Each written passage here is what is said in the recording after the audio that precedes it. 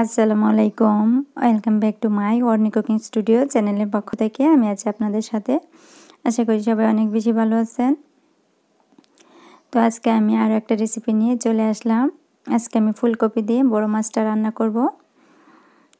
তো আমার পুরো ভিডিওটি প্রথম থেকে শেষ পর্যন্ত প্লিজ স্কিপ না করে দেখবেন। যদি ভালো লাগে অবশ্যই পাশে থাকবেন।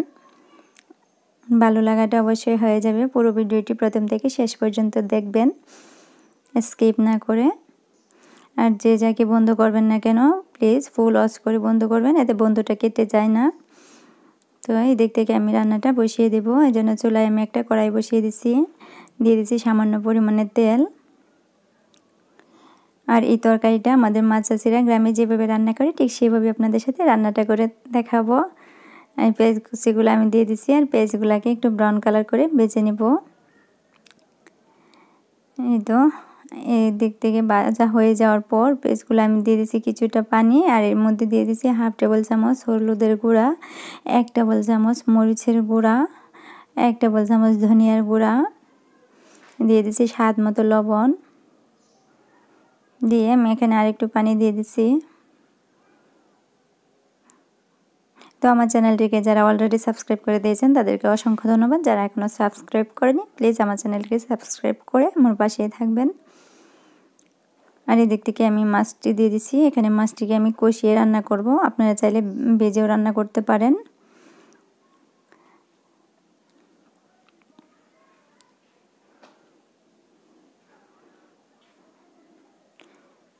তো আমি ঢাকনাটা উঠিয়ে মাছগুলোকে একটু উল্টিয়ে দেব।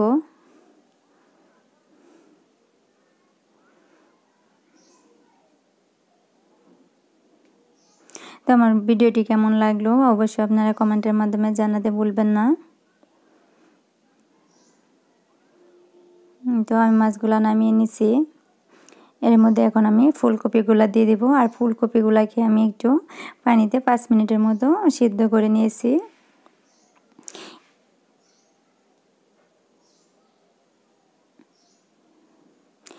এখানে আমি অল্প আরও একটু পানি দিয়ে দিছি, দিয়ে ফুলকপিটাকে ভালো করে কষিয়ে নেব।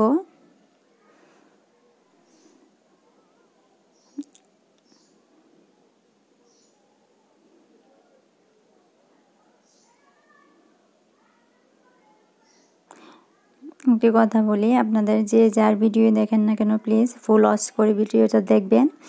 ফুল ওয়াচ করে দেখে তারপর বন্ধুত্ব করবেন, এতে বন্ধুত্বটা কেটে যায় না। এই তো এদিক থেকে আমি পানিটা দিয়ে দিছি ঝোলের জন্য, দিয়ে আমি মাছগুলা এদিক থেকে দিয়ে দিব।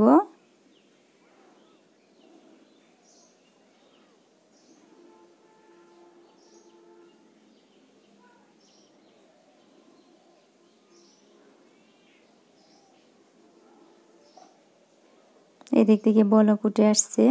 আমি এখন কাঁচামরিচ কুচিগুলা দিয়ে দিছি। কাঁচামরিচটা আপনারা আপনাদের স্বাদ অনুযায়ী দিতে পারেন।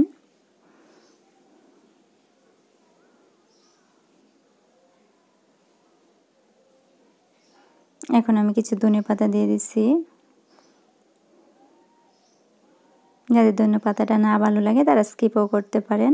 তো আমার আজকের এই রান্নাটা কেমন লাগলো অবশ্যই কমেন্টের মাধ্যমে জানাবেন। আশা করি সবাই অনেক বেশি ভালো থাকবেন। তো আজকের মতো এখানেই বিদায় নিলাম। সবাই ভালো থাকবেন। আল্লাহ হাফেজ।